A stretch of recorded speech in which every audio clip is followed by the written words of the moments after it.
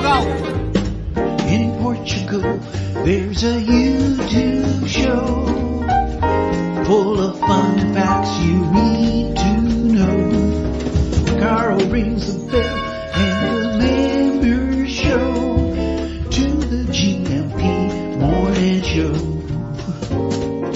Featured guests will come and they will blow your mind. The audience will do so in kind. The little vanity mixed with some insanity on the morning show with GMP. Good morning, Portugal, and I'd like to welcome you to another fantastic day. Hey, Gumpers.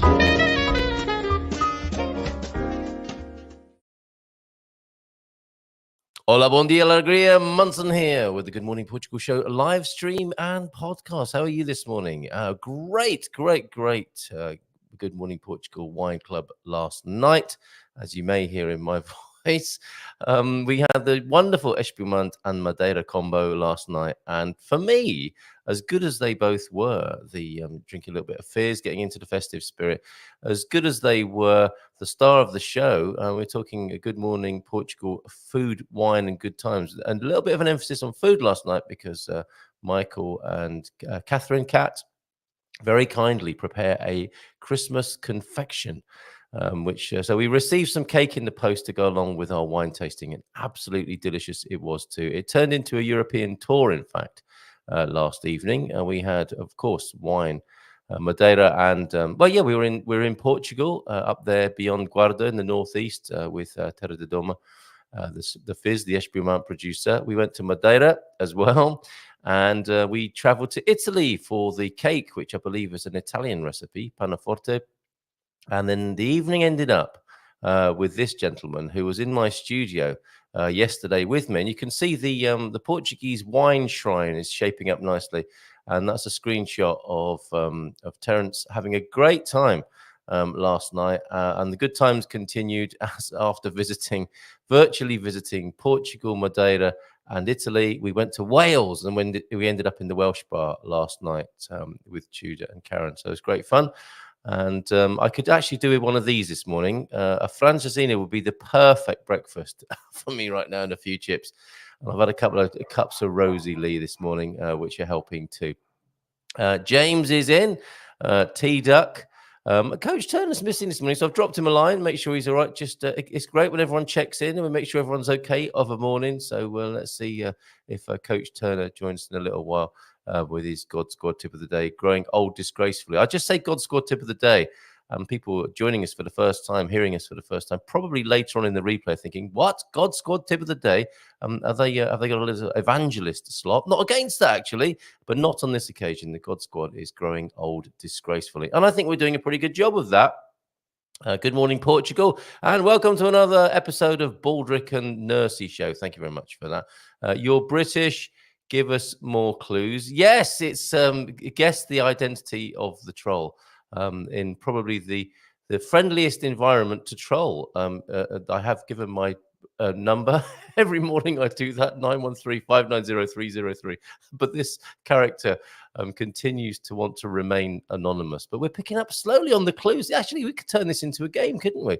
Yes, what a great idea. More clues, please, troll. I guess like...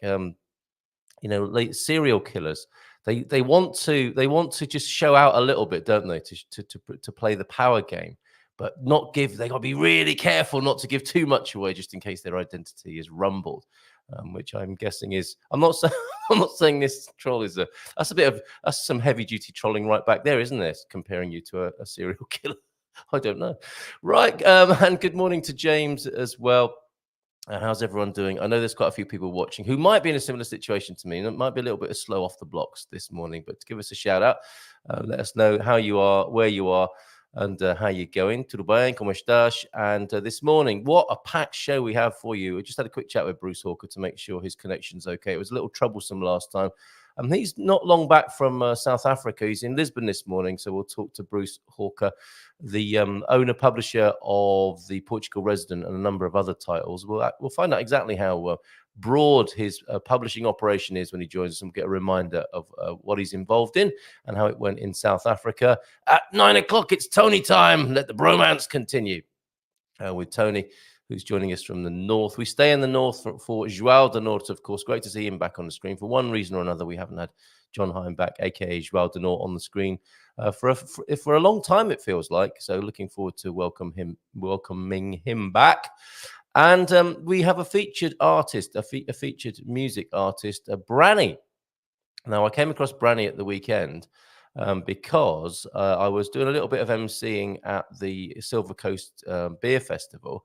And could you introduce Brani onto the stage? And I in the melee, the hubbub of what was going on, I'm going to translate that to English for you. In the hubbub that was going on, Granny, I thought, Granny, I got to introduce Granny onto the stage. And I've got visions of an elderly lady who needed to be helped onto the stage, but far from it. The description I was given briefly was that, yes, 2 meters tall and hit hot. And he absolutely rocked the place. He's an incredible entertainer, brilliant with covers, and quite the dab hand with his own original music as well, which you can see on Spotify as well. There's a new EP out, and we'll talk to him briefly about that. He was on Idolos, on Pop Idol here in, I'm not sure if that, yeah, I'm guessing if Ana Bacalhau is one of the panelists there, it was the Portuguese version. This man is a man of the world. He, I think originally, where's he from? Croatia, that's right. Born in Croatia, grew up in several countries, and it was the Idolos Pop Idol program that brought him to Portugal. But it was the good food, the fantastic people, and the feeling of a free and authentic society that made him stay. And you'll hear his love of, I think, of the culture in his EP. Let Love Grow. What a great sentiment that is at this time of year. His music is the result of his life experience. Each song is a chapter in search of his place in the world. What a lovely mission. Brani's debut LP, Let Love Grow, is a collection of songs that invite change and search for true meaning in life. How about that? He invites everyone to discover the beauty of authenticity through music with a touch of humor. Yeah, great guy. Because if there's one thing Brani takes very seriously, it's not taking life seriously. Looking forward to chatting with him between 9:30 and 10 then this morning. Let's get back to that chat and see how everyone's doing. Anna's here as well. A Swede in Portugal. Good morning to you. Boa terça todos. Thank you very much. And smash that like button. Oh, he's here. We were worried about you, coach. Bon dia, all you lovely gumpers. Hope you're well and enjoying Portuguese life, even if you're not there. And your God Squad tip of the day, then we like to start off with a bit of activity, even if it is just bending over and putting your socks on. Be careful. Build up to it. The second exercise for us oldies to avoid is back extensions. Interesting. Okay, this is where you lie on your front with the hands either side of your head, raise the head and shoulders off the ground. We should be avoiding that, or we should? Is that the right way to do a back extension for an oldie? Oh no, the danger of this is that you put undue pressure on the lower back and can potentially cause problems there. Better to maintain a straight back in a plank. So planking advised rather than that contortion that coach spoke of there. Gary, morning to you. Guessing you're in Wales. We were in the Welsh bar last night in San Martino de Porto. Absolutely brilliant, fun, great atmosphere, and lovely to hear more about José and his incredible Bombeiros, his illustrious 50-year Bombeiros career. What a legend, local legend there. All right, wonderful. Okay, I'm multiple conversations here. I'm trying to. It's like playing 5-dimensional chess. When you have, I want to have the added biggest troll dimension here. I've got to check, see which one of these are worth reading out, or if they're just like, oh God. Right, Bon dia Alegria Gumpers from Bon dia Alegria Gumpers and Troll from T-Duck. With your Portuguese saying of the day then, ladrão que rouba, ladrão tem 100 anos de perdão. A thief who robs a thief has 100 years of pardon. Yes, a bit of karma at work there. The karmic wheel within the wheel there. Thank you for that. And I'm a bit behind, actually, like the man who sat on the bacon slicer, got behind with me work. And I am a little bit behind in transcribing, posting up the Portuguese sayings of recent times up to GMP VIP. I will take care of that. kind of busy at the moment, isn't it? That's what happens in the festive season. You just think, oh, wouldn't it be nice to relax at Christmas? You've got to be joking. Deep thoughts. I think in the Christmas perineum, that's where you get a chance to have a rest, isn't it? Between the Christmas and New Year. Although that said, on the 27th of December, we will be at the Storytellers. If you want to have a break from the cooking, if you've eaten all the leftovers from your Christmas dinner and you don't want to cook, why not join us at the Storytellers here in San Martino for lunch, a 3-course lunch. It's a 3-course with 25 euros is the cost of that, with coffee and soft drinks included. And you can treat yourself in the Gatsby bar as well with a drink before or after, or even during the meal. And I'm sure Marco will do us proud. Talking of Gumper gatherings, of course, as well. Come back to that deep thought in just a moment. Gumper gatherings, of course. Oh, no, while I'm on the homepage, let me just do that. I will share with you this morning's. It's slightly different, actually, this morning's Advent video. What I've done this morning is taken a segment. We had wonderful Miguel Carvalho join us on the wine club last night at the invitation of Gary Austin. What a great shout that was. Thank you, Gary. And happy birthday to Linda, by the way. It's Linda Austin's birthday today, so have a super day, Linda. Lots of love to you. And as you can see on the screen there, window 5 is not a traditional display of Christmas lights lighting up Christmas, but lighting up Christmas in the sense of connecting with the past here in Portugal and the traditional. I mean, not just like, what do you do at Christmas time, Bolore, and go and see the lights and go to church on Christmas Eve. This predates the modern era, the insight that Miguel Carvalho was giving us a lot. I think we're probably talking of Christmas more than 50 years ago, the Christmas of within some grandparents' memory, certainly the great-grandparents' Christmas is on this little clip that you can see as window number 5 on our Advent calendar. So it might be a little bit of a mix-up. We've got a Christmas song from Benjamin Stubbs to play as well, which will pop on there. I don't know if I didn't listen through Brani's music, wondering if any of them would be particularly useful as a Christmas song. But of course, Let Love Grow is a pretty good Christmas sentiment. So there is a wonderful window to check out. It's about 10 minutes of a storytelling, basically, of how it used to be at Christmas from Miguel. So thank you for Miguel again for joining us. And he also said he'd join us to talk more about the significance of the 50-year anniversary of the Carnation Revolution. He's happy to join us for that as well. So looking forward to him joining us again to talk about that and probably other aspects of Portuguese life and history too. Window number 5. And if I go to our Discover Portugal weekends, you can see we're in Coimbra this weekend. That's coming together nicely. And last few details are going to be put up today or in the next 48 hours.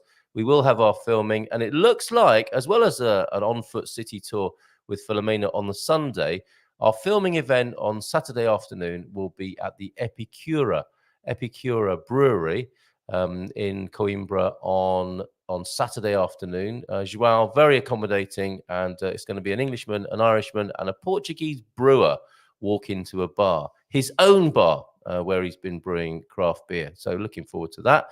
And do come along and join us. You don't have to come for the whole weekend. You can just come for parts of it. And Filomena also organising a Fado performance. Well, she's not organising a performance. She's organising our visit to a Fado performance. And I think Bobby O'Reilly wants to premiere some of his latest Fado works there as well. Bruce Hawker joining us in just a moment. Let's just go to that deep thought, shall we? At age 20, we worry about what others think of us. At age 40, we don't care what they think of us. At age 60, we discover they haven't been thinking of us at all. Brilliant. Anne Landers, though fictional, became something of a national institution and cultural icon. Brilliant. All right, starring up the dad jokes. I don't know how Bruce Hawker feels about dad jokes, and if there's a dad joke column in the Portugal Resident. Come on, Bruce, that'd be amazing, wouldn't it? We've got T-Duck was missing the coach earlier on. He had to stop bench pressing. It was a real weight off his chest, as well as mine there. So Anna's in as well this morning. Good morning to you. Antonio F has joined us.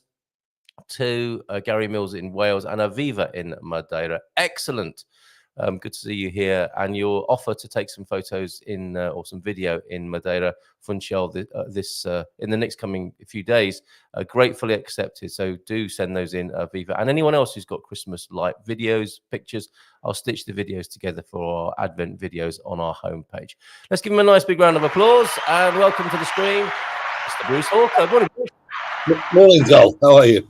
I'm very well, well, a little bit worse for wear. It was our wine club last night. We had some Fears, we had Madeira, and ended up in the Welsh bar here in San Martino drinking Sagres.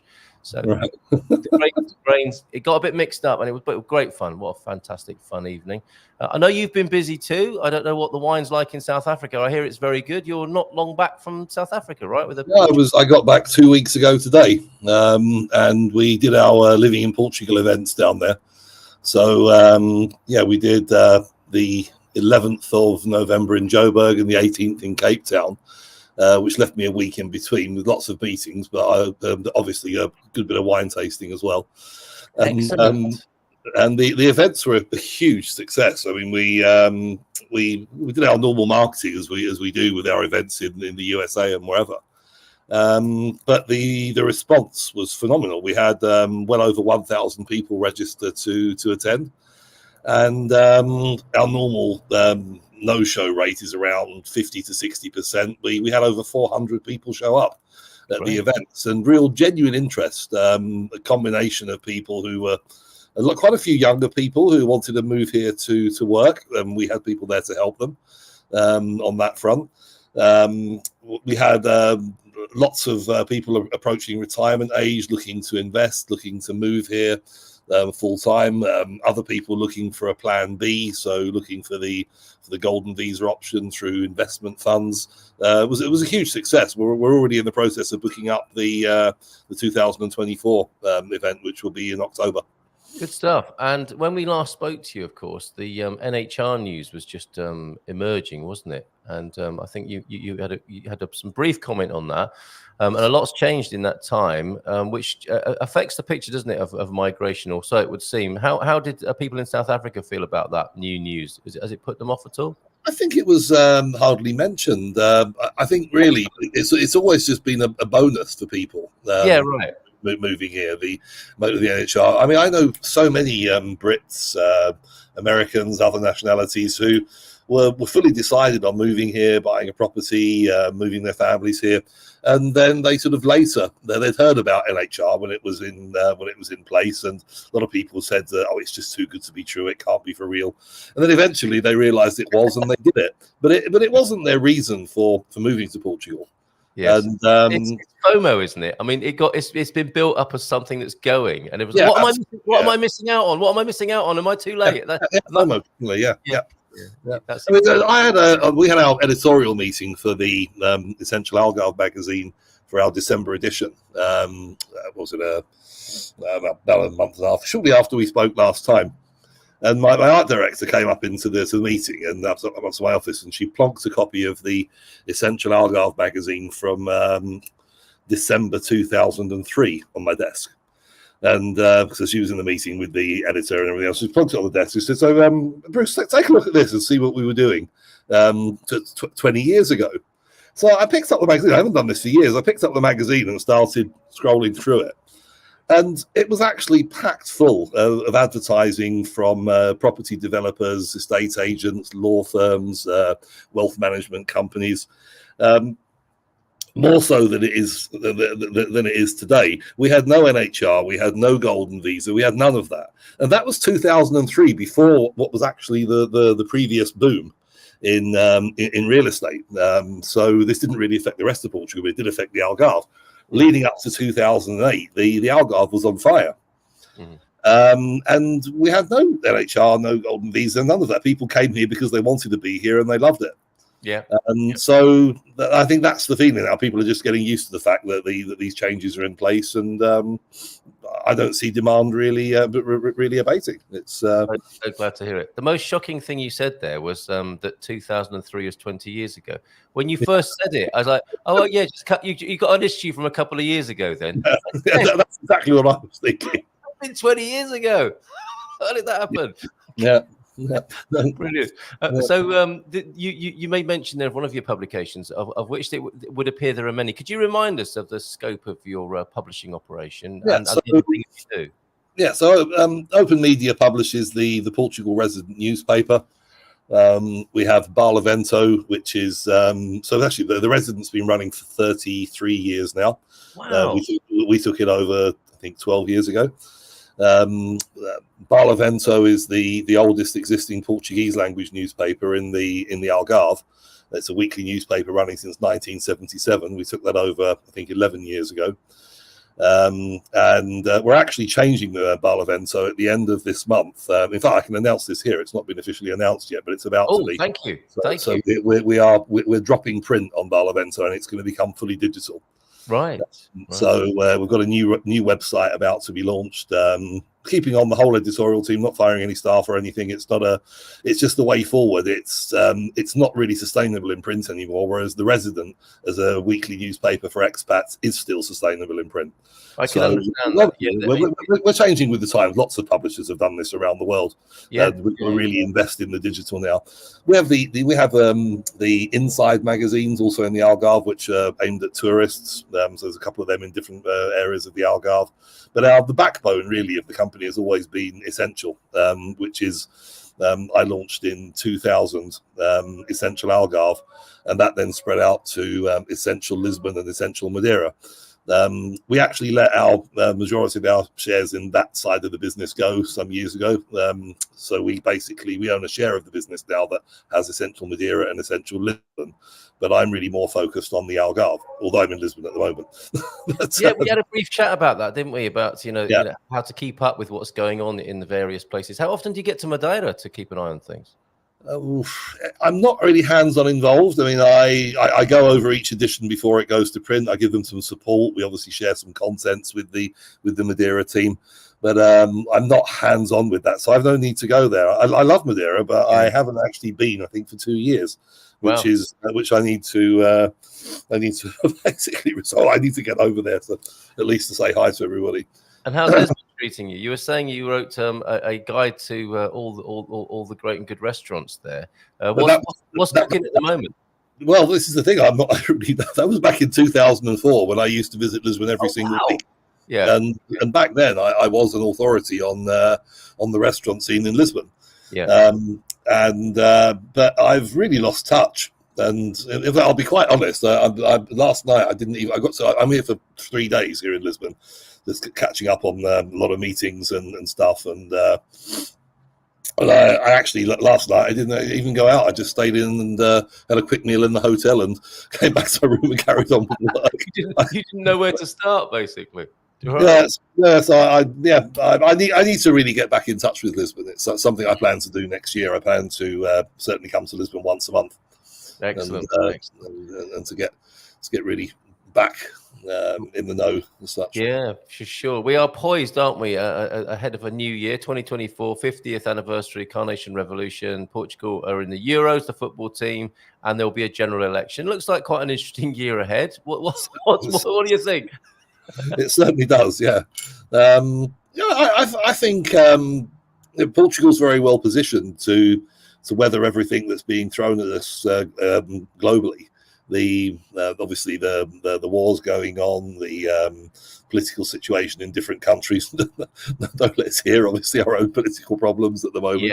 Yes. But I think we can all be fairly upbeat that 2024 is going to be a good year for Portugal as far as tourism is concerned, as far as people moving here to invest, to live. I'm very confident.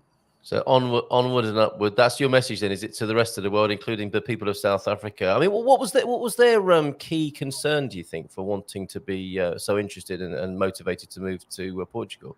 Security. Right. Okay. They've got other things facing them, such as the load shedding, which is especially around Joburg, where you get these, I don't know how many it is, 7, 8, 10 more power cuts a day. Yeah. You can be driving along on a sort of dual carriageway around Joburg, and the traffic lights go off, are off as often as they're on because all the power's out. Oh my goodness! where we held our event was in a venue in Joburg, which is one of the safest places. It's completely gated and fenced, and in there you've got shopping mall, hotels, apartments, a place called Melrose Arch, and the hotel where we held our event is off the grid. It was completely powered by solar. Wow, So, that's how they've had to cope with the situation. I mean, what a strange way to live. What a sad way to live in such a beautiful place. Yeah, it's all because of corruption and the whole political situation there. But security is a major issue. I mean, even as a tourist, in most parts of South Africa, you literally have to live in a bubble. Yeah. I think people have just had enough of it, and the people who can want to get out. But I mean, my God, what a beautiful country! Yeah, absolutely. It is absolutely stunning. The people are fabulous, and for us, if you're going there with euros or US dollars or pounds or whatever, it's just so cheap. Wow. There's nearly 20 rand to the euro at the moment. Yeah. It makes the cost of a meal out just ridiculously low, and so it sounds like you had a good time, and were of some useful service to South Africans thinking of moving here to Portugal. How can they find out more if they missed that event, Bruce? Well, we'll be relaunching the site next year. At the moment, the website portugalseminars.com is promoting our next USA roadshow. Oh, okay. Off to America then. Great. Yeah. Well, I'll be off to in January for a quick trip, setting up the subsequent roadshow, which will be in June. But the next roadshow in the USA is at the end of February, and we're in Austin, Texas, Atlanta, Georgia, and Boston. Very good. So that's a 3-city roadshow starting on the 24th of February. And anybody in the US listening can go onto the website, portugalseminars.com. and book places. So that's the website we use for our international events. So they will be relaunching that for South Africa probably around August, I imagine. Great, busy year ahead for you then. This of course, although it's early in December, this is your Christmas appearance.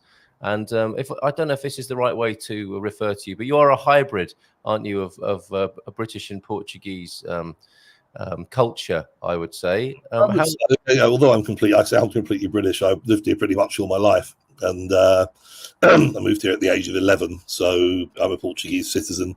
But I have to say, when it comes to Christmas, I celebrate it very much the UK style. Turkey and all the trim mince pies. Yeah. Not even with the side of bacalhau. We normally do the bacalhau on the Friday night. We always do that as well. Oh, good. Glad to hear it. All right. We've got a good evening from Japan. There's a country you could put on your list there, Bruce, with a konnichiwa from Gary to you, Nicole. I was there on holiday in August. Absolutely. Wow. Incredible. Hi, Carl. Did you know we have Christmas in the Algarve? I don't know why he's saying that. We're welcoming pictures, Christmas videos and pictures from all over the world.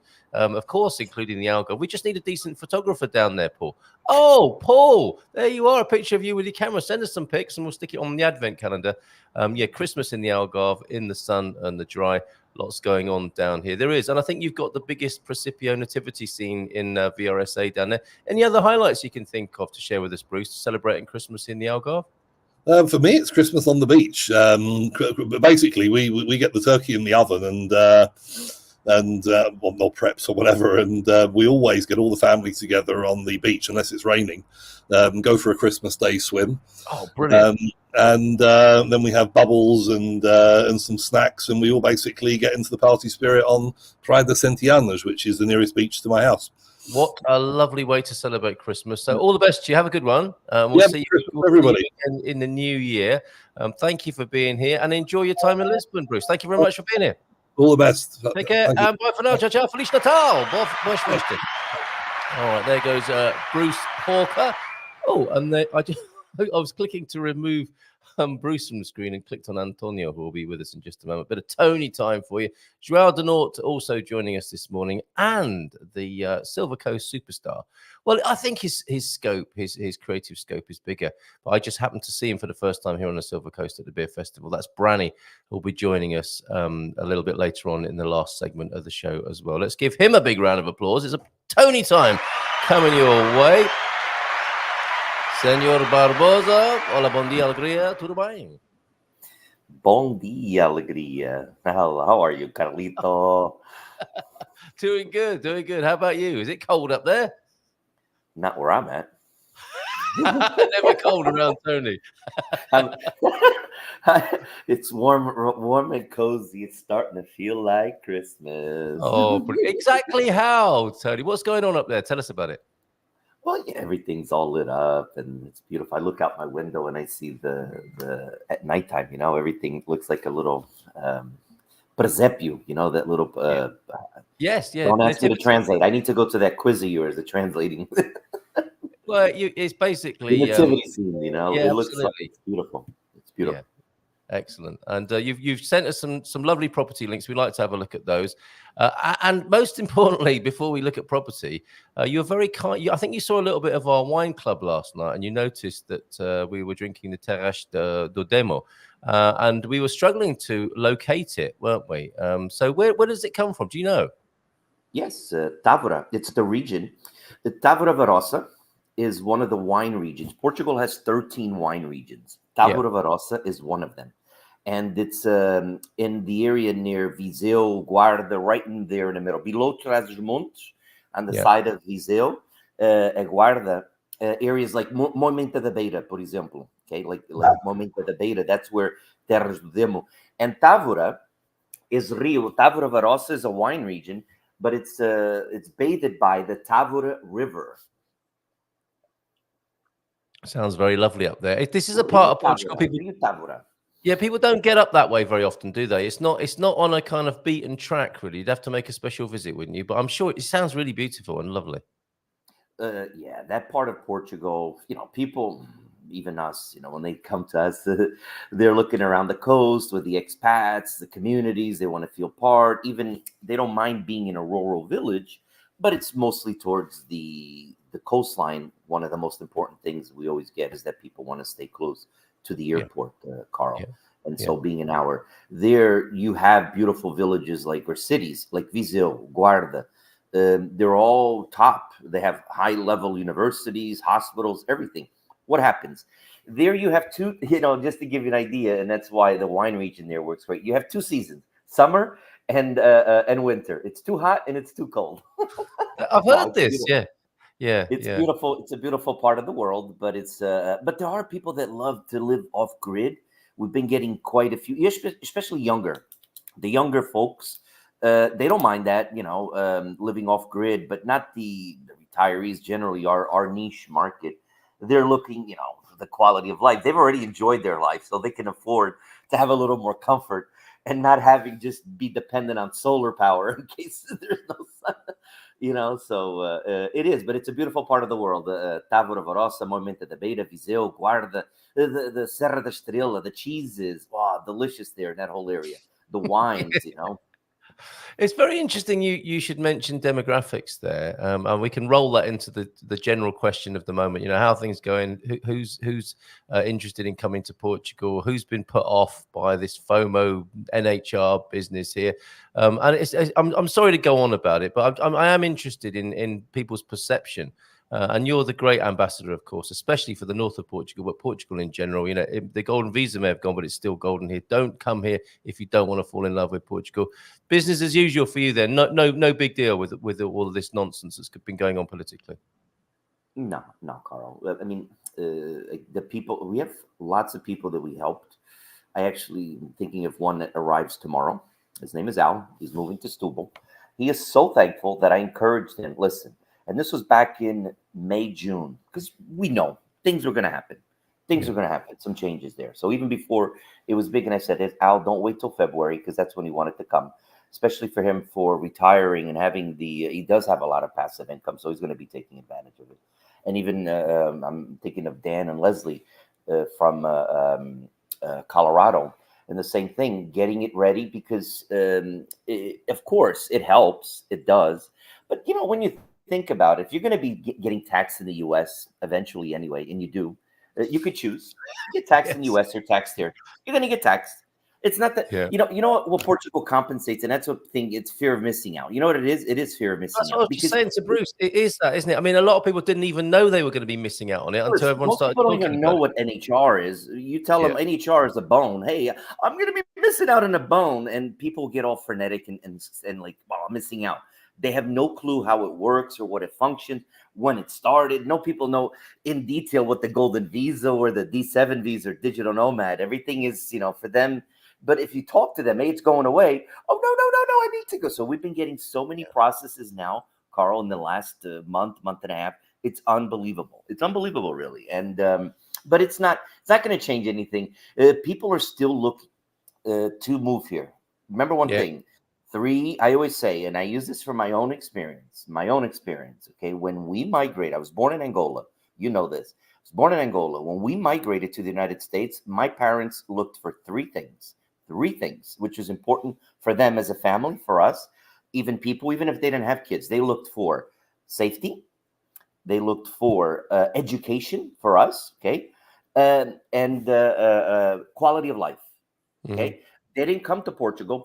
It was Angola was a Portuguese colony. They didn't come to Portugal. We went automatically to the United States, and it offers those three things. What I see now, most people coming to Portugal is what I felt. Well, my parents felt, not what I felt. At 1 year old, I didn't feel much other than pain or hunger, and then want to sleep.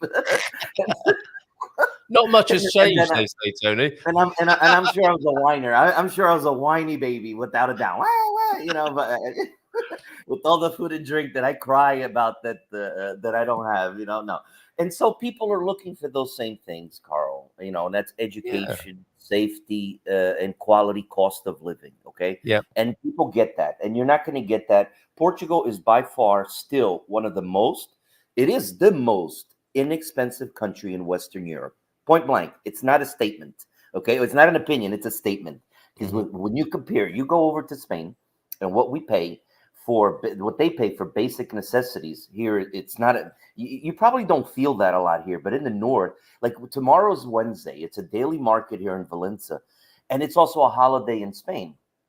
This place, it's always buzzing on a Wednesday.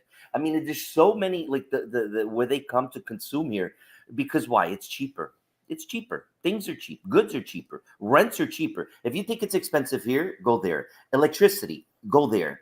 Go to France, go to Germany, go to the United States. It's still cheaper. We have basic necessities, and that's why people choose to move here, and that's not going to change. And safety. What I can say, it's again not an opinion; it's a fact. Look at the Global Peace Index. It came out last year. Yeah, 7th in the world again. Yeah, well, no, that was last year. We're going to be this. It comes out of publication every year. That was last year. Okay, right. And Portugal was the number 1 country to retire for expats. Number 7 was last year. That's old news. That's old news. Sorry, Tony. Every year, every year, the Global Peace Index puts out a publication, also a publication about the Henley Passport Index, for example. Okay, one of the strongest passports in the world. We're number 5. Every single year, it's renovated. Those statistics. International Living Magazine puts out a survey at the beginning of the year in January. Internations put out a survey in May, and they've always been in the top 5 the last 8-10 years. But this year, what's most important is that Portugal is the number 1 country to retire to. And it's not golden visa. It's not. We didn't have golden visa. It's not because of the NHR. It's not because of anything. Why? Because of those 3 things. Remember that. And that's what people continue.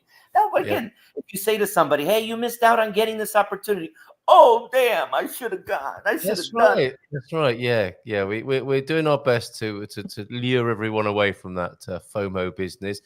Pete's here this morning. Good to see you last night. And Catherine's here as well. Bon dia, Alegria. We talked a lot about your fabulous cake this morning. What a lovely evening. We went on a mini tour last night that included Portugal, Madeira, ended up in Wales via Italy with some of that pan forte that was I'm saying was because all I've got is the box lid here in the studio, and I think the kids might have nicked all of that delightful cake. I'm hoping they saved me a bit, Kat. So thank you so much again for that. By the way, I put it in the school. There was an update today, and this is going to be again speaking to lawyers all the time. I had to have a conversation because of something. Is the Something changed then with AMA. AMA, is the new agency that replaced CEF, right? It's for the Agency for Integration, Migration, and Asylum. That's the name for the old CEF. They made a new ruling now. They're waiting for the president of the republic to promulgate it, to authorize it. Remember how every time you're going to renew your visa, you needed a criminal record. And if there was something on there, now, if you don't have anything on, when you present the criminal record, automatically you are getting renewed the visa, getting the process. So no need to prove that. But if anybody has a smear on that criminal record, they're not getting approved, out. So they're making it stricter they're going to be changing it. Mark my word. What happened? The D7 visa, it's 740 euros. Guess what? The digital nomad visa is 4 times the minimum wage. You got to have 3,000 euros. 3,000. The D7 visa, who can live on 740 euros? So now we tell people all the time, you got to have at minimum, say around 2,500 to 3,000 euros. Anybody that wants to retire. Portugal's going to be welcoming those people. Anybody else that really having, we don't want any freeloaders. That's the truth. Nobody wants. And you're having these issues along all of Europe. And this is something that Portugal will have to deal with. And that's something that we give all of Europe. People think of the U.S. has a lot of immigration issues. And because of Mexico and this and that, guess what? Portugal, or Europe in general, has just as many. And that's why you see countries like the Netherlands, Italy, France, the right wings, and they're very against immigration, everything. We're still socialist, and I think Portugal should be welcoming to people, but you got to be very, very selective. So the changes that we'll be making to those visa process, including the D7, the amount is not going to be 740 euros. You're going to have more. The amount will probably go up to like 1,200, 1,500, which is justifiable. Because it wasn't matched against the minimum wage. It's always been ratio to the minimum wage, isn't it? Yeah, but that's going to change. That's going to change. Yeah, absolutely. It's not something that the government has to do. The government has to do that because the reality, it's the minimum wage. Can you realistically live here on minimum wage, Carl? Nobody. No. A lot of people don't even earn the minimum wage. I mean, you got to talk about exactly. People don't understand how it's possible, do they? It's not. So there's no rhyme or reason. So as the more, especially AMA now, the new agency for migration and everything, they're going to be changing some rules, and the government will be changing in immigration, and the D7 visa will suffer. The golden visa already suffered, right? So there's going to be some changes. So people, hey, you know what? If you have a nice, you don't have maybe $1 million retirement, but you have a nice retirement, take advantage of it now. That's my warning to you, because things will change. And then just like everything else, leave visas. And this is no legal advice. I always say, I'm not offering any legal advice. I'm selling the fish at the same price we pay. As somebody here, Portuguese, will know. Eu vendo o peixe ao mesmo preço que eu paguei. So I'm selling the fish at the same price I bought it for. I love that phrase. You ran that past me the other day. And my goodness, you have been busy over at GMP VIP. Thank you for all of these. We'll do your quiz question, actually. But you put in a brilliant report about Comporta over there. Thanks for being so busy over there. A guide to Bacalhau. Fantastic. Thank you for that. The quiz, they pray in Braga. Let's sort this out once and for all here, shall we? Sure. This came from you, didn't it, originally? They pray in Braga. They work in Porto. They study in Coimbra. But what do they do in Lisbon, according to some of the critics, it would appear, of Lisbon? They say they sleep, right, Tony? Why would they say that? Party. I sleep too. When I party out late at night, the next day. Okay. It's because of their cosmopolitan. They're not lazy. They're just. Oh, okay. They're not lazy. Lisbon they're bohemian. Lisbon plays. Then they sleep. Eat, sleep, repeat. Eat, sleep, repeat. Rinse, repeat. Yeah, absolutely. Okay. Now that mystery has been solved. And what you just mentioned there. Thank you for this as well. You're giving us kind of blow by blow updates on what's going on with the law. We'll hear more about this. This is news. Again, these are things that I talk to. Lawyers know a lot of stuff because they're inside the legal framework, okay? And this is new.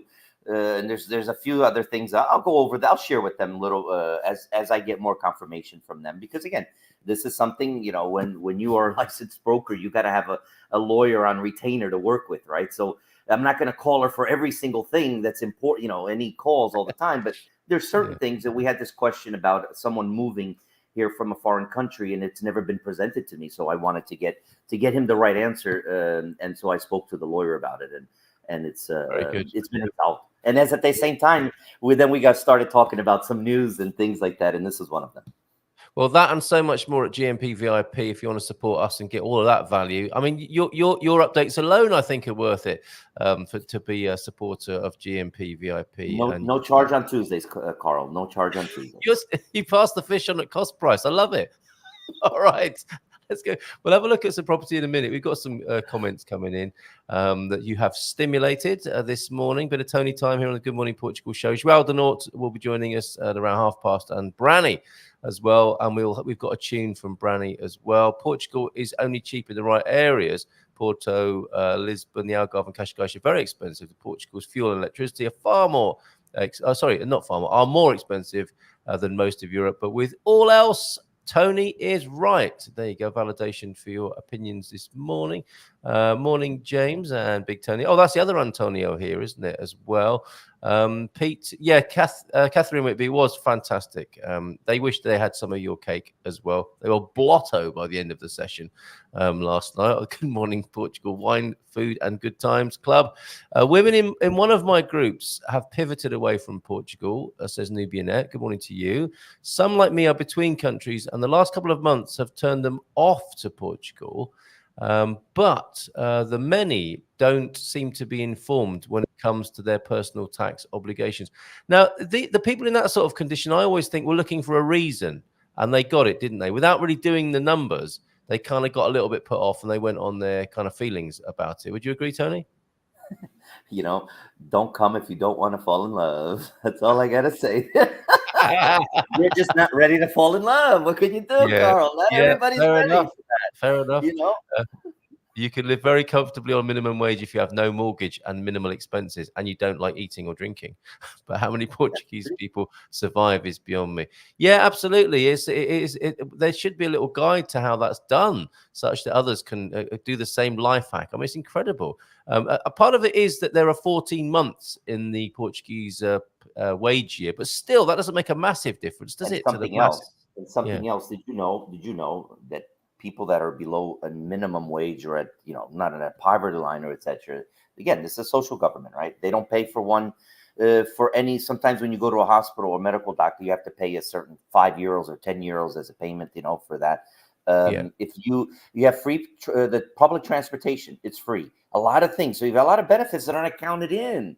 They're not numbers that are just so A to Z. And the majority of people, I don't know that many people that, even that buy homes, that they earn the minimum wage. Because the minimum is one thing. That's probably somebody at a remedial job working at a coffee shop or what. I don't even care, But even then, even at restaurants or something, I mean, they're pulling in maybe €1,200 a month. Okay, maybe if you're working and living in Lisbon, you're getting around 1,500 or more a month, or €1,800, and that's why you say there's a minimum.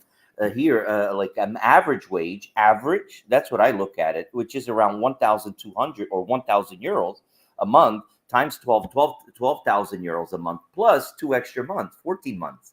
So when you look at it around, the numbers are not there. And Solar Life, I don't know his name. He's absolutely right. People, Lisbon and Porto, that's where everybody knows. Listen, if you're going to show a property here that I have for rent, you pay €1,500 for that same studio apartment in Lisbon, downtown, Príncipe Real, etc. You get it in Setúbal, which is a beautiful part of Portugal. Okay, there that you don't have to pay, or Costa da Caparica, or Almada, etc. You have it's a beautiful, and you pay for €900 a rental with all the utilities included. Okay, that same place in Lisbon, of course, and food is more expensive, and wine is everything's more expensive, and that's where people.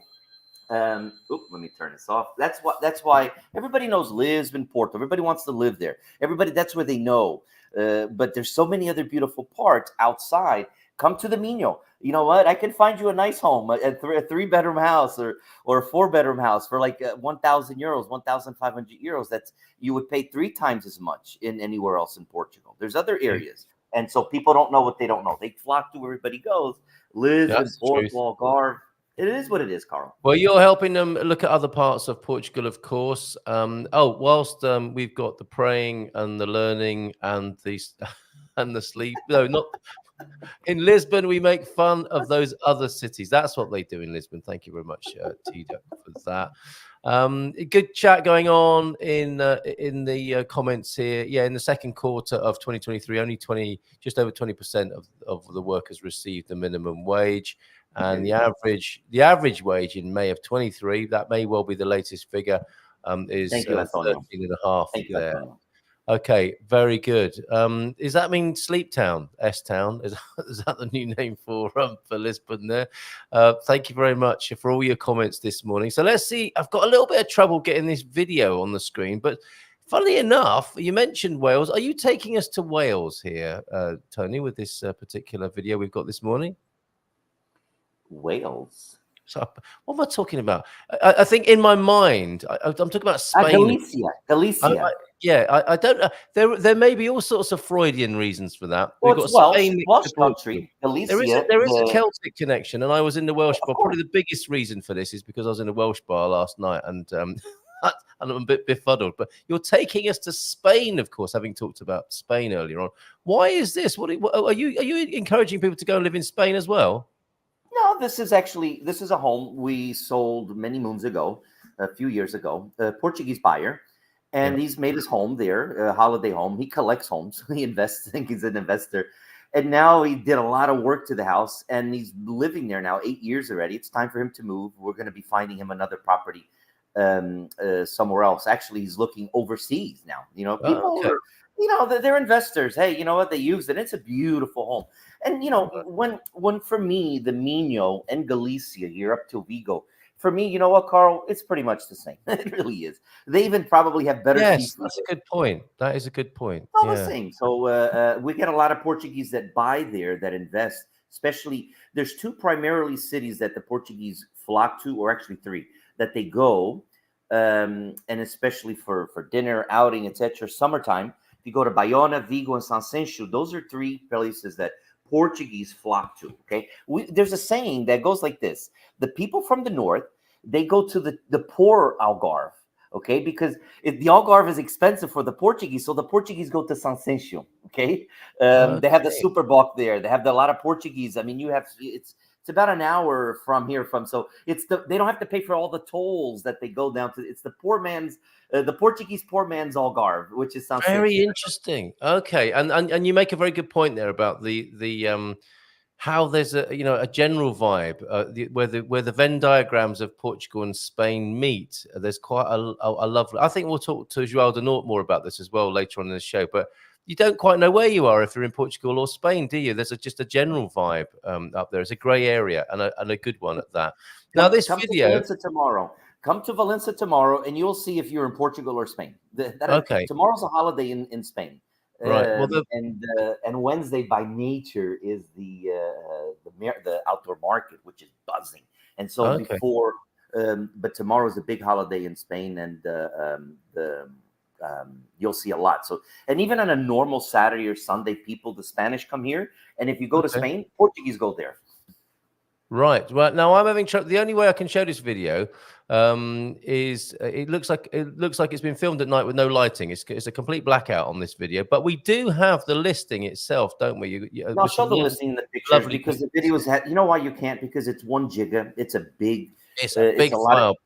It's a big file, and you can't open it probably. It's a beautiful video, and pictures don't do justice, right? But I'll tell you what, I'll pop it up on our YouTube channel as a little bit of a property profile over there. We can look at the pictures though. Here we are. It's beautiful, isn't it? Some interesting architecture going on. Tell us about that.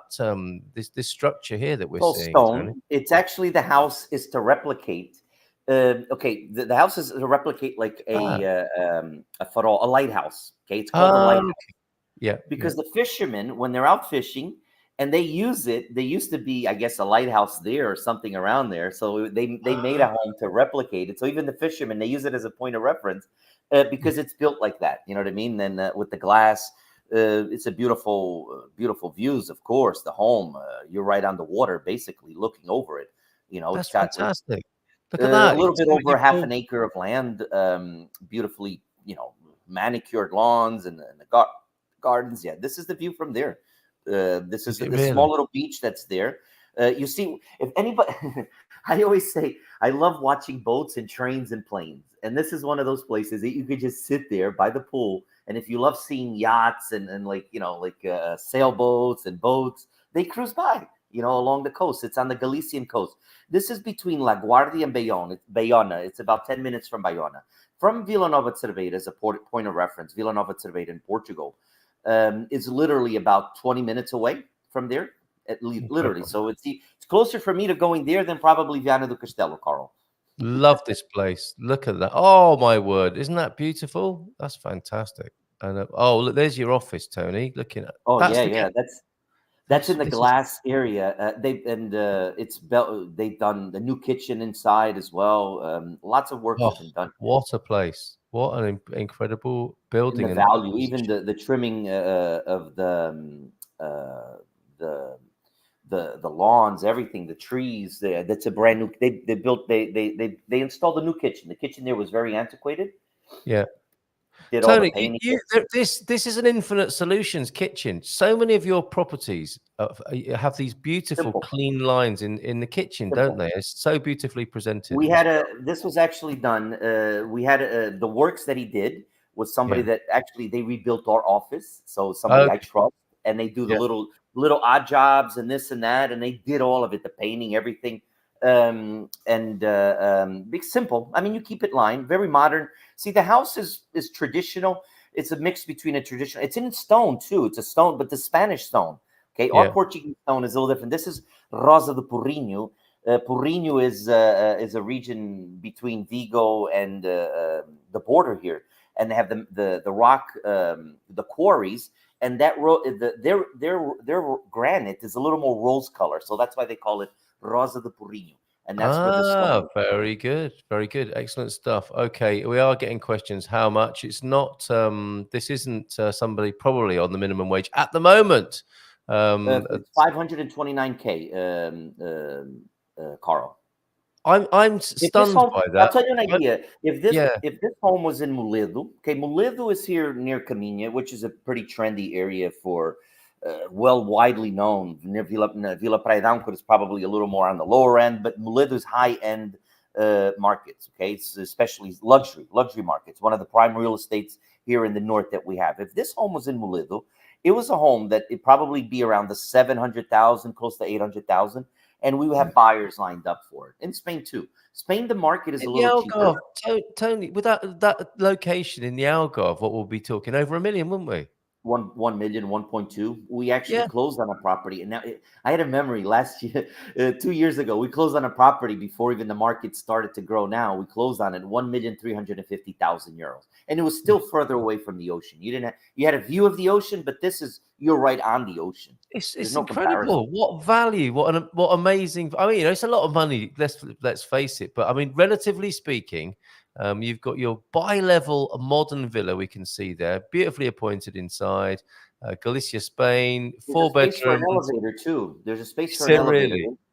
They didn't put it in, but they have a space there because it's a lot of house and stairs. So somebody older, hey, you put in an elevator there. And again, lots of works were done to the house, and I know because we recommended that's who we recommend. I mean, people when they bought the house, it needed to be renovated, and they did it. And but it's still modern looking. Keep it that. It's awesome. And 529,000 euros, 40 minutes from Vigo Airport. That's a good little life hack right there, isn't it? Because you can fly to Vigo. Ryanair flying into Stansted for 30 euros each way. Incredible. 10 minutes from Bayona and La Guardia, as you say, 30 minutes from the center of Vila Nova de Cerveira in the Minho region of Portugal. Thank you for sharing that with us. That's really very splendid. I think maybe that's all we've got time for. We've got Joao de Norte joining us in just a moment. Anything else you want to say to us? Because I think this is, of course, like Bruce we had on a moment ago or earlier on in the show. This is your Christmas appearance, Tony, and we'll not see you until 2024. Go on. It's my birthday. It's my birthday. Today. Today. Oh, parabéns, amigo. You and Linda Austin. You. Yeah. So how are you? Okay, so I mean, this is great timing then for you every year. You get into the festive spirit on the 5th of December. We've got a calendar on our school platform. We need to put the Gumper birthdays in there as well. So I'm going to put your birthday in there today so that we know for next year. How are you celebrating today? How are you celebrating Christmas? And what are your wishes for 2024? Well, okay, today is a special day, and this is where I get together with my family. And who is my family? My friends. Friends that you always buy, and there's some that are not here. They'll be arriving in the next 2 weeks, so we'll be celebrating with them. But very, very close friends, friends and clients. That's why I say to some of my clients that work with us, I say, see, isn't it great that you live by me? You get to go to wine tastings. You get to go to my birthday party. You get to go here. We always organize our own events within each other, a community, our own little community here of our friends, right, that we've helped serve. And so I invite them. They're going to be coming. The ones that can. Some are not here. A lot of them are not here. They have holiday homes. But the ones that are here in the vicinity, so we're going to have nice lunch. Listen, daily special that you have a soup, bread, appetizer. And so the first dish, you have like a small, yesterday it was the ham and prosciutto. Then I had bacalhau à sorda. Okay, beautiful dish. A bottle of wine, dessert with the little assortment, coffee with the cheirinho.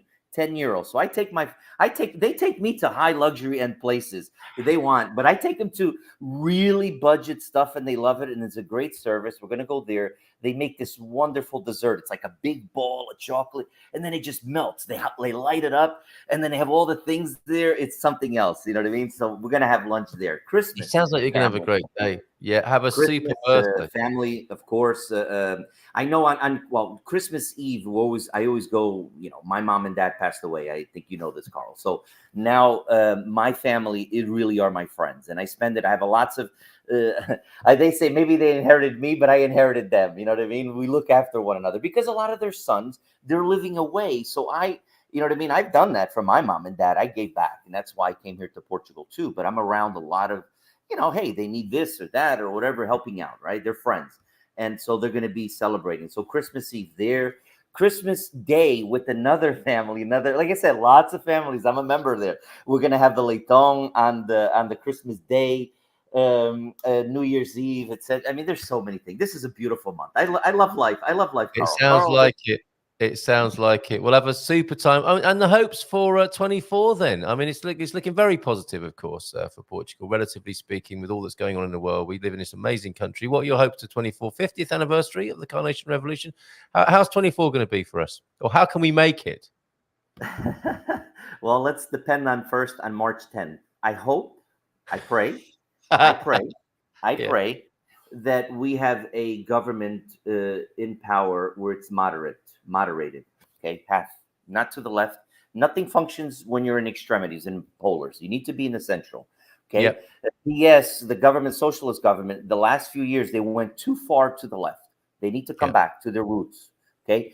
PSD, we don't want the 25th of April, I'll be honest with you, and although they're very, they say the right things, they're populists, the Shiga, they say what people want to hear, but it never is going to work. If you listen to their rhetoric, they're never going to, it's what people want to listen, but you need them there. You know why? So they could point the finger. This needs to get done. And this, and you need those people, but you don't need them to make decisions. Can you imagine the 25th of April, the people that fought for the very liberty we have here in Portugal? And again, I was born in Angola and I was in the United States when that happened, you know what I mean? But in 1974, but I remember people, when they speak to them, said, and they would be turning in their grave knowing that if by chance the right-wing government here, they would change Portugal, then yes, then people probably, I would be looking for a solution to leave. I would, because that's not how Portugal is. For liberty, for socialism, for everybody, for community, they're not that. They're too, anything, like I said, too far to the either left or right, and it's not good for anything. You need well to said. Well said, Tony. Thank you for sharing. And we've got a sale as well. What a great way to celebrate your birthday. Paul Richards, I think, is going to be calling you, and he's going to be signing for that beautiful property in Galicia there. How about that? What a great way to celebrate your birthday, and birthday greetings from coming in from Carl. I had a client, a friend. We helped them with, actually, because we do business in Spain. Okay, we do business in Spain and especially Vigo. And I had this. one British client actually, okay, UK, and he says, but you know, I'm surprised we're going to be closing. You're going to be buying in Spain. You don't like Portugal? No, Tony. I love Portugal. I look at it every single day, and it's true. It's got this beautiful view. That's brilliant. But at the time, but you know, property there is cheaper. There's more supply there than there is demand, which is the problem here in Portugal. We have a lot more demand than less supply. So values there are cheaper. And that's what sometimes, you know, if you can live there and you don't want to worry about citizenship or anything, hey, you know, they have a different schemes as well for like visas. It's more expensive, more realistic. Did you know that in Spain you have their visa like are similar to D7 visa? You gotta have like 28,000, almost 30,000. Yeah, I've heard this. Yeah, absolutely. So it my could friend, be thank you so much. I'll stay on a little bit to say hello, or I'll play in the background, or I'll go on YouTube and watch it because it's probably easier. Well, you enjoy your birthday, and thank you so much for being here. Have a great day, and we'll see you in the new year, my friend. And we look forward to more everybody. See you next month. See you then, mate. Ciao, ciao. Bye for now. And let's keep that applause going because we've got Joao de Norte joining us now. Good Hola, morning. Carl. Hola, how are you? Campers. Looking lovely there, John. And yourself, of course, and the background. How are you? Hola, bom dia, alegria. Tudo bem? Tudo bem. Thank you. It's been a long time since we've had you on the screen. I've seen you in person, which I'm very glad about. Yeah. And you've been very busy, haven't you, over the last few months? It's been a long absence with our, you know, we were in the States for 2.5 months, came back, went back for my mother's funeral, came back again. So now it's December. Yeah. And, you know, as I was saying earlier on, and very sorry to hear about your mum, obviously, John, and our condolences and sympathies. I'm sure I speak on behalf of the Gumpers here, and a horrible reason to have to go back, of course, to the US. And you're back here December, and any ideas of a peaceful Christmas in many ways are a bit misplaced. People are getting really busy right now, aren't they? Maybe the bit between, as I said before, will be a bit more peaceful. How's it looking for you up there? Well, hopefully it's going to be a little more peaceful. Just to clarify, you know, going back from my mother's passing, it wasn't horrible in any way, really. Oh, I'm glad. Yeah. No, it was a really good opportunity to see my my brothers and sister again, and you know, remember my mother's life. It was a very, very long, very full life, and we'll miss her. But she was 102 years old, so she certainly had plenty of mileage under her. Oh, so wonderful. So a trip to honor and remember rather than it being too traumatic and difficult. I'm glad to hear that. Wow, what a life. 102 years of age. And what a lifespan. The things she would have seen in that lifetime would be pretty amazing, wouldn't they? To be a human being over the last 100 years. Yeah, and it's one of those things where you sort of reflect on your own life and the influence that your upbringing and your parents have had on you. And you know, she was. If I can, you know, say a little bit about her life, but please do. Let's honor her here. Yeah, for sure. She was born in 1921 in North Korea. It wasn't North Korea then; it was Manchuria, China. Wow. So this was, you know, long before the Second World War, of course, shortly after the First World War. So the world was a completely different place. Her parents were Presbyterian missionaries in Manchuria. They were both medical doctors, and so both her father and her mother were medical doctors. And if you think about that, was quite formative, because when my grandmother went to school and decided to pursue her studies in medicine and things, she was disowned by her family. Really? For that boldness. For that boldness, for the decision to you know, go to school and get educated and have an advanced degree and become a medical doctor. So she was a pioneer. She was first first medical doctor there, first woman in her school. They Incredible. worked with the Navajo Indians before even going over to Korea. Well, again, Manchuria. Yeah.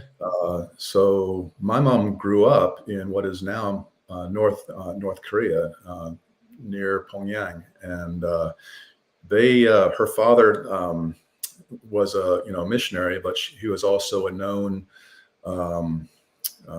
hunter. He took there were like delegations to the State Department or whatever, and said, hey, he had a reputation of being a bear hunter and stuff. So they would take some of the foreigners out hunting. My mother grew up with 2 pet black bears, Victor and Victoria, and when one of them had to be killed because it had mauled some. Well, I guess it had scratched one of the foreigners.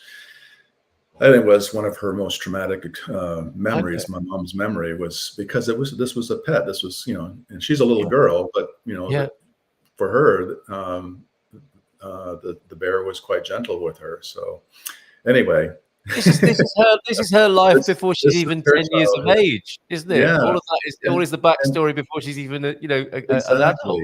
Yeah. Yeah, and so she grew up much more of an Asian mentality. She didn't even come to the U.S. until she was 18, till she came to school to go to college. So she would have been a very different person, brought up in a very different culture, within a culture. She totally grew up in North Korea, at that part of Manchuria. And then, she met my father in college, and then they became missionaries themselves to pre-war China in the 40s, late 40s. And so, she would have come to the U.S. when she was 18, and then she went back to China then when she was in her young 20s. So she only was in the States for, maybe 6 years. And actually, while she was in school, it was 40, I think she graduated in 44, 43, something like that. Anyway, so during World War II. And so both of her parents during that time were in a Japanese concentration camp, not together, separately, where they were on starvation rations. So my grandmother wrote in her Bible, or underlined in just the dirt from the prison cell, and was thankful to God for when there was a few peas in her soup, things like that. Just incredible. So Can you imagine, you're 18, 19, 20, and you have no contact with your parents, no writing, no nothing. All you know is that they're you don't even really know where they are. You just know that they're in a prison camp somewhere. Good heavens. Yeah. And so things can be a lot worse than You're not kidding. But so this is the woman that was my mother, and just a very different person. She was, and of course it formed me. I'm not typical U.S. because my mom was not really a US sure. I get it. Yeah. And so, my growing up, I didn't necessarily wear the right clothes or wash my hair enough times, or just none of that really fit in with my fellow classmates. So yes, that would have had an effect on you, wouldn't it? It's in your genes, isn't it? It's in your growing up. Incredible. Well, like via her. Yeah. And then you didn't stay in the States either, did you? No, I mean, well, and I left off with my parents being in China, and I can tell you all kinds of stories, but they were there during the Communist Revolution in 1949.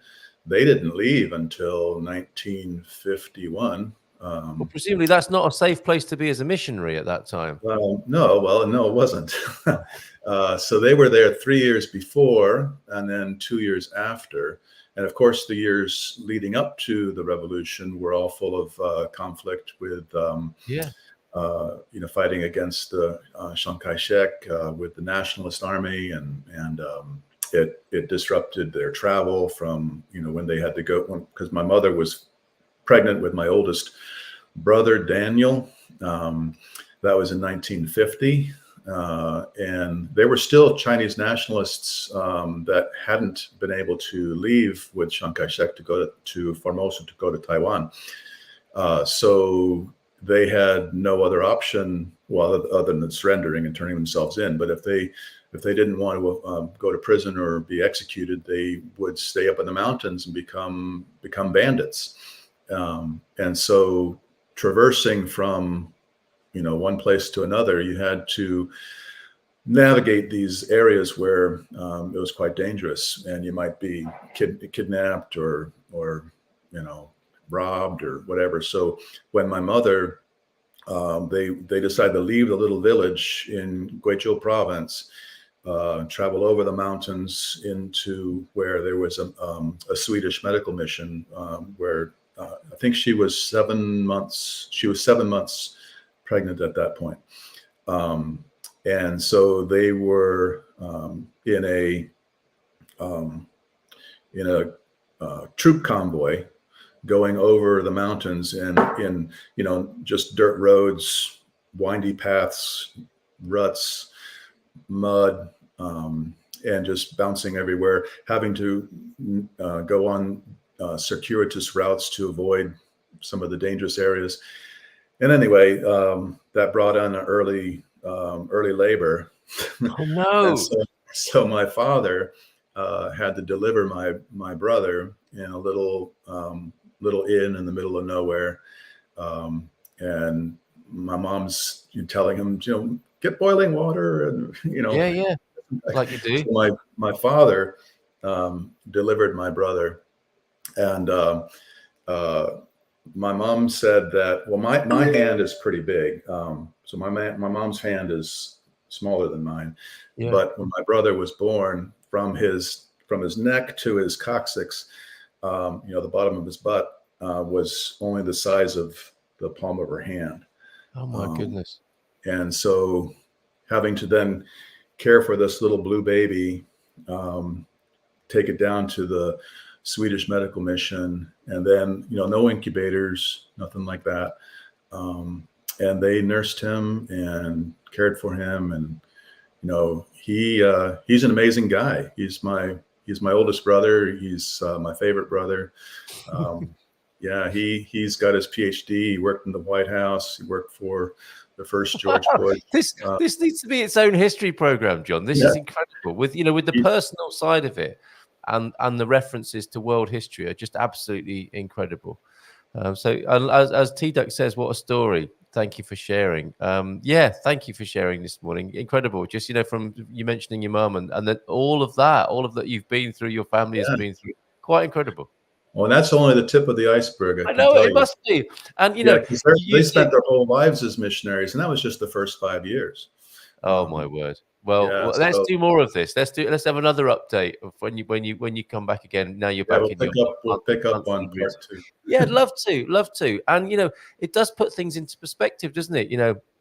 What people are freaking out about at the moment. Oh, is the NHR going? It's like, well, it might be, but what? That's how I look at things. Is that there's a completely different perspective out there. There's a completely life. People's life experience is so much richer and more interesting than our little troubles that we have once. So being able to take things in stride. I think having a different perspective makes a big difference. Yeah, it really does. The history you're sharing with us and that perspective, how the philosophical view it can bring of life as well. So thank you. Wow, says Nubian Air, amazing lives of your family. Joao, thank you for sharing your amazing stories of your ancestry. We all have stories like this. It's true, isn't it? And it is in the sharing that their history lives on. Some perhaps not quite as incredible and far-ranging around the world. But yeah, the human stories are incredible, and the things that our ancestors must have gone through compared to our very comfortable and easy lives and the little moans that we have about things, quite extraordinary this morning. You have sent some lovely pictures in. This is a fitting picture to add to what you've just been talking about, and we'll bring Brani on in a minute because I think Brani will connect with this. He's a citizen of the world and a world traveler, and his new single, "Let Love Grow," he's all about the same sort of vibes I think that we're talking about. Let's share a couple of your pictures before we talk to him, John. Is that the rainbow at the bottom of your garden? Yeah, just out from our widescreen bedroom window. So, the widescreen, absolutely beautiful there. And that's not a filter or anything, is it? That's the rainbow that you saw through your bedroom window. Filter. Yeah, it actually got better than that. Did it really? Wow, incredible. Yeah. Well, because we're facing north, we get the sun behind us always. So if there's any kind of moisture in the air, we have rainbows almost every week. Boring. And then this beautiful view here. Where is this? One of your new favorite spots up there in the north of Portugal? Yeah, this is Vila Nova on the Minho. So just a little bit east of Cominha and west of Valença. Yeah. So this is a area that Tony would be very familiar with. But that's the little village of Vila Nova below. Could be China. Could be your beloved China, or the China that you know that's in your ancestry, couldn't it? In the distant Chinese hills there. Amazing mountains. Absolutely beautiful, John. And then getting a bit festive, you saw a dog in a jacket here, which you had to capture for us. That's nice, isn't it? Whose dog is this? This is just some people that were sitting next to us at the cafe having cappuccino. And I asked to take a picture of their doggy, so they were very happy. Well, that pooch is immortalized. And here's the cappuccino. Before we talk to Brani, a festive cappuccino, a work of art. This was just at one of our local cafes down along the waterfront here in Ponte Lima. Beautiful snowflake on there. It's just great. Yeah, that's the kind of snowflake you want. Right. Okay. Will you stay with us, John, and talk to Brani? Because he's an amazing man with I'm sure, incredible stories to tell of his family as well. Let's give him a nice big round of applause and welcome Brani. Brani, lovely to see you, mate. This is the second time I've introduced you in about 4 days. I'm delighted to do so. Thank you for being on the Good Morning Portugal show. It's my pleasure. Thank you for hearing. Thank you for having me. Can you hear me, by the way? Loud and clear. Yeah. Great. Great. Yeah, and it was so amazing to see you perform at the Silver Coast Beer Festival. Brani, meet John. John, meet Brani. Hi, John. You wowed the audience, didn't you? On it was it Friday evening? It was Friday evening, and you were off. That was your warm-up gig, as it turned out, wasn't it? Because you were off to play another one. So you're a busy man. Tell us about yourself and your music, if you will. All right, sure. I loved that gig. That was awesome. I really like the expat community over there because they're very into the kind of music that I play. I've been in Portugal now for about 1.5 years. And it happened completely spontaneously because my partner is Portuguese. I met her when I was studying in the Netherlands. And for some reason, one day we were having a Christmas dinner, visiting her family in Portugal. And they said that I should sign on to some kind of talent show here. And while we were living in Germany, we got called for the talent show. And we drove halfway across Europe, basically, from Germany to Portugal. We participated in what is called Idolos, And the production team on the show, it's like the Portuguese version of American Idol. They gave me a lot of screen time. And so I started scoring a lot of shows in little pubs. And then like 5-6 months later, we said, hey, why don't we just stay here? And 1.5 years later, we're still here. So yeah, that's kind of how I ended up living here. And it's one of my favorite stories of my life because I think Portugal has become a bit of my happy place. So yeah.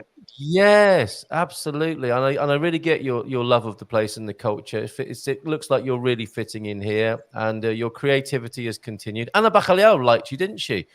Clearly there. She did. You really do know how to rock a party. I mean, you're brilliant with the covers, and your interpretation of them and how you got the crowd involved was wonderful. And of course, Thanks, you're a very creative man in your own right with a new EP. Has that been inspired by being in Portugal as well? What's your mission with the EP? Well, the mission with the EP was a little bit to get something out there finally, because it's my first official release. But because what I do is very much like my passion, I wanted also to have a message with the EP. So the EP has a bit of a concept, and the EP is called Let Love Grow, you know. It's already out. We had the release party in Lisbon on the 15th of November. And basically, like, long story short, it's to inspire people to create more space in their lives for things that really fulfill them, whether that be places, activities, people, hobbies, etc., to make more space in that for that in their lives. Because when you do, then somehow life becomes very much more positive and in the flow and everything. And yeah, that's basically the idea behind the EP. We hope to resonate that message around and kind of inspire people, you know? Yeah, I think it's a great message in the world at the moment. The great Antonio Variações says, "Change your life if you're not satisfied." Yes. So that's another ethic, right? That I think you subscribe to Yeah, as well. And because you've done that, it's like you? Yeah, and it's like, it's not really like reinventing the wheel. I think that great messages are universal. I'm not the first to say it. He's not the first to say it, right? But it's like, it's a universal message that he said 40 years ago. Muda de vida, se não estás satisfeito. Change your life if you're not satisfied. Change your life if you want to change. And that's more or less what I'm saying and what many people have said. It's just a positive message of living more positively. Okay, well, let's continue. I mean, it sounds like resolution stuff for 2024. This is going to be your Christmas appearance, Joao de Norte, and it's your first appearance, one of many, I hope, Brani, and you're very kindly allowing us to play your music. So we'll finish with that today.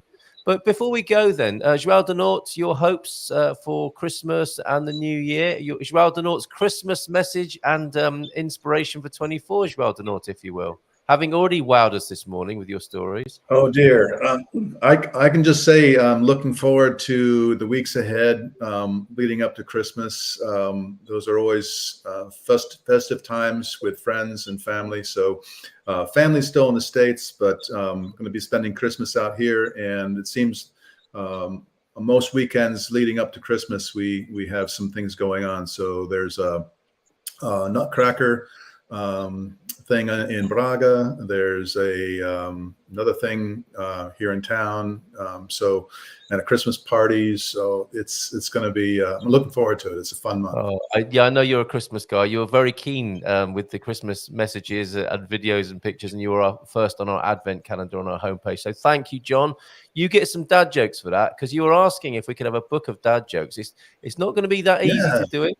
But you might have to cut and paste these from the show every day to make that book. And then we'll come back to Brani for your words of inspiration and play your track in just a moment. Do flat earthers travel on a plane? Okay. For plane, you see, get it? Okay. For years, scientists are trying to figure out how dolphins communicate. Then one day it just clicked. Come on, guys. I've given up. Here we go. I've given up arguing with my podiatrist. It always ends up in defeat. All right, back to you, Brad. Agony of defeat. Well, you're an inspirational songwriter and performer, and it was so lovely to see you at the Silver Coast Beer Festival. What are your words of encouragement? I mean, you let your music speak for you, I'm sure. Do you have an additional message to share with everybody this morning on the Good Morning Portugal show for the Christmas and New Year ahead? Well, I wasn't expecting this question, but why not? I would say that despite the damp and despite the cold, at least how it is here in Oeste, I think it's a very beautiful time coming up. It's a great opportunity to connect with our loved ones, with our community, and with our friends, and to just get together and spread good vibes and make the best out of it. And the weather will turn better for sure. And maybe we could let love grow. And that's the name of the track. Let's give it a spin. We'll play more of Brani's music this week. Thanks, mate, for popping in. Cheers, Joao de Norte. Thank you, Tony, and to Bruce, and to everybody who watched this morning. And we'll be back on Hump Day tomorrow. Take care. Bye for now. Ciao, ciao. All the best. Thanks.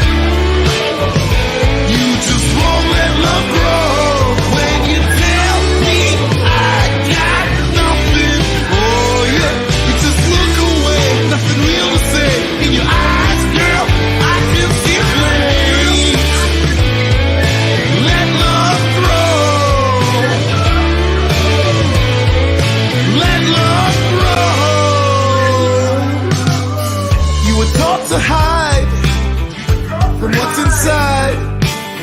I was taught the same thing, growing up in lies. You got to break free, find who you meant to be, and then you'll know you can show what's got you burning with soul.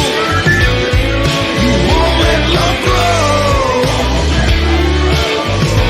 You just won't let love grow. When you tell me I got nothing for you, you just look away, nothing real to say. In your eyes, girl, I can see flame. Let love grow. Let love grow.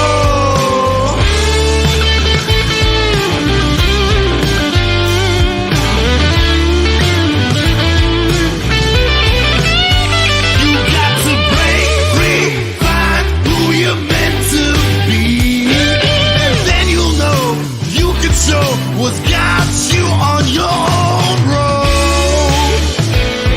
You won't let love grow. You just won't let love grow. When you tell me I got nothing for you, you just look away, nothing real to say.